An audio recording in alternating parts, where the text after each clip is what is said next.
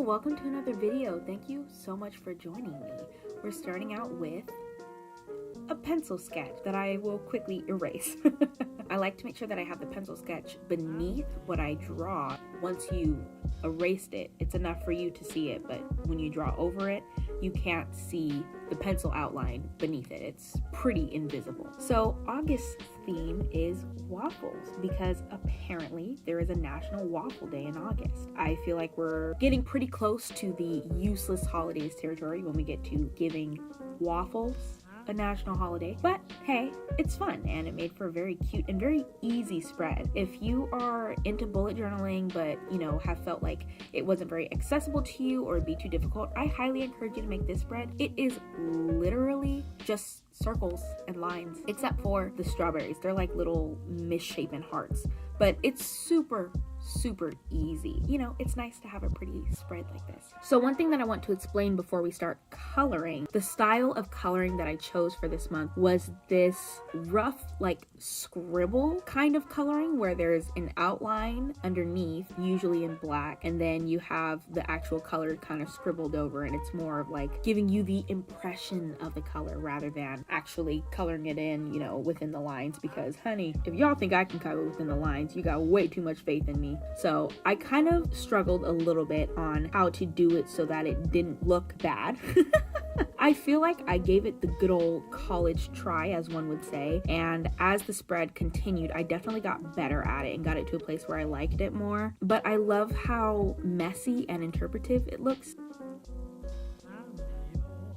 With these waffles, I tried really hard to make sure that the big one was straight and even and whatever, and then I got to the little ones and I was like, y'all are getting some hand-drawn lines because that's just what it is. But I think it actually looks pretty cute. It was interesting trying to get a good balance of these styles between the colors of the fruit and the color of the waffle. Because this style of coloring is so intentionally messy, it was kind of interesting to play with if the colors of the fruit was going to intrude on the waffle or if the waffle was going to intrude on the fruit. But I definitely think I made a good decision because I think it's very cute. Here you see me trying to write August in the waffle. It didn't work out.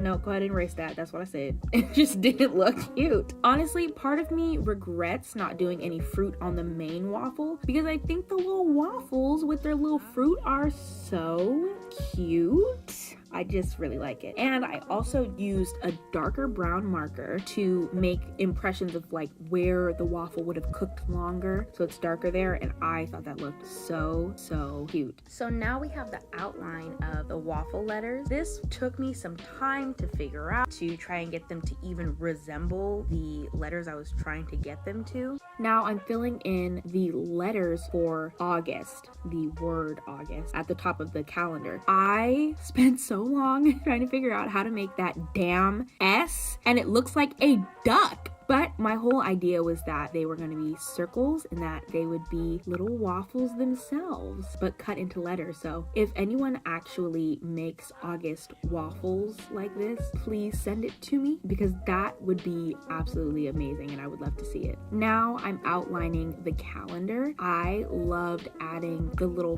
fruits in the calendar, kind of similarly to how I did the waffles earlier, but I think it makes the calendar look so cute. I love adding specks of color within the calendar because I am personally the kind of gal that likes a large calendar page. The page can get kind of dull when you just have these black lines for your calendar, but I just absolutely adored having the little strawberries and blueberries all over the place. I thought it was really cute.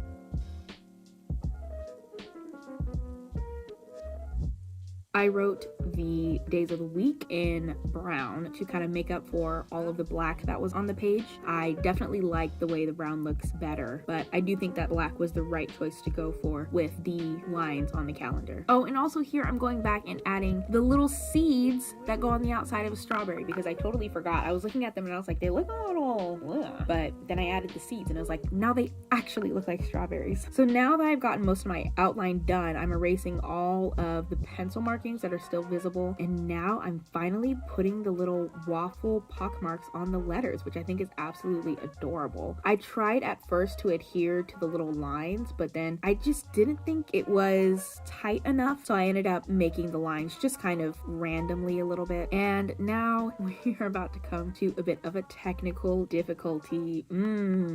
So my footage got corrupted, so I don't have the footage of me completing the second half of my spread to show you guys. So I recreated it in a lined notebook. Let me tell you, this was a very strange experience. There were some little tricks that I figured out a little too late into the spread after I'd done all of my lines and stuff. It was just a weird experience. I have either done no lines at all or dotted, so I've never done a lined journal, so this was a really weird experience, but I still wanted you guys to get the experience of watching me set the journal up. You'll notice in my recreation, I put all 48 days of August.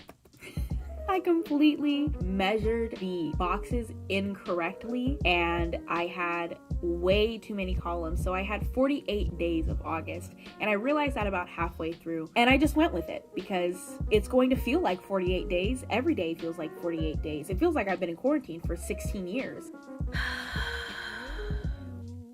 Anyway, so now I'm just finishing up the boxes and then I'm going to write in all 48 days of August in my 03 size Sakura Pigma Micron fine liner. Yes, this is the pen that literally every bullet journal YouTuber I have ever watched uses in basically every spread, and with reason. It's a very good marker. Now I'm drawing fruit in the boxes. I've got strawberries and blueberries, and then I've got little clumps of blueberries because we've got these gigantic humongosaur blueberries, and then we've got the little ones that are a little bit more true to size in comparison to the size of the strawberries. And then I added the little strawberry top. I liked having them separate from the actual base of the regular strawberry because I just felt like they were so cute, and having that little extra pop of color really added something because something about the color palette wasn't really doing it for me. On this page, having just the black and the brown and the blue and the red. On my other one, I put all of the stuff on this page in a pastel-y blue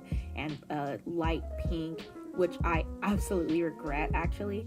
I think that the color of red, blue, and brown looks so cute together, and they just remind me of like Denny's around the 4th of July, and I don't really like the way that the blue and pink look together with the brown.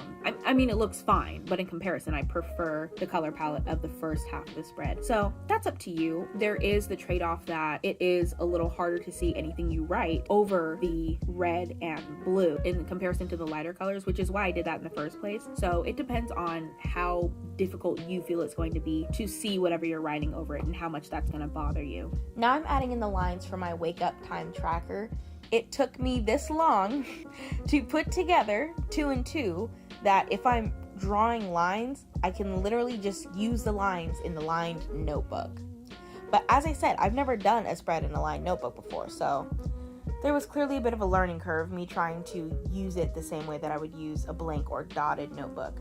But another thing that I realized, because this one wasn't a flat line, it was a dotted line, so I could count out the dots on the line to help me space out my lines. Now I'm using a washi tape to make little waffles circles, and I'm adding in some little blueberries and strawberries. These, it turned out to be humongous.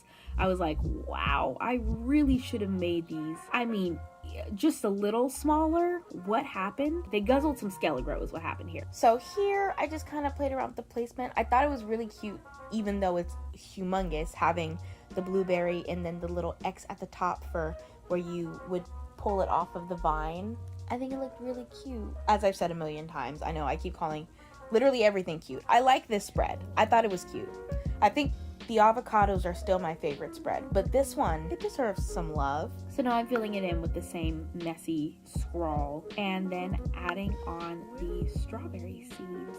So these are my trackers of what time I wake up every day and whether or not I write every day. That's what these boxes and lines are for.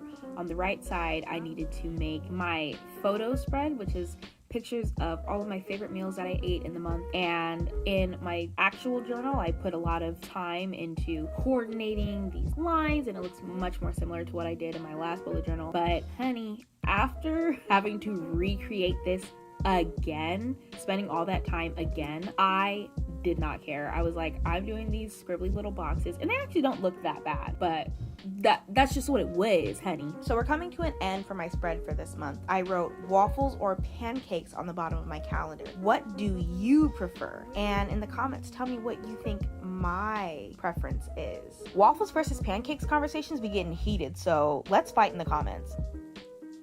Before we get into the final flip through, if you've enjoyed this video so far, please give a like and subscribe to my channel. I'll be posting every Tuesday and Friday, so I hope to see you there. So here is my final flip through. I put National Waffle Day in red, blue, and brown. So it's on the 24th. Make sure that you have a waffle that day, or at least a pancake if you don't have a waffle iron. Thank you so much for watching. I hope that you enjoyed this video, and I hope that you join me on Friday for a fashion video. Ooh, yeah. Wear a mask, wash your hands, and have a great day. Goodbye.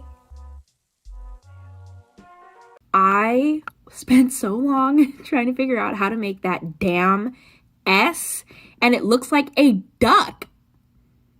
It looks like a duck. It looks,